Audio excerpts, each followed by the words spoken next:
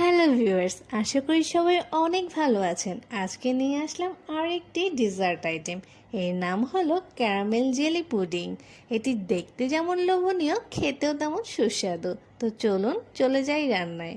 প্রথমে একটা প্যানে আমি এখানে দিয়ে দিচ্ছি 1/4 কাপের মতো চিনি।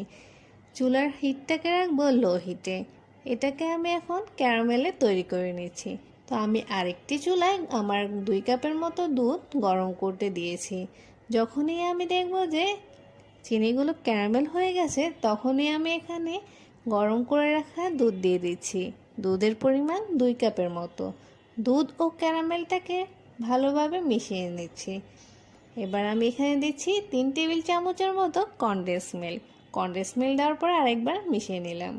আরেকটি পাত্রে নিয়ে নিলাম 3 টেবিল চামচের মতো গুঁড়ো দুধ, 1/2 টেবিল চামচের মতো আগার আগার পাউডার, 4/1 কাপের মতো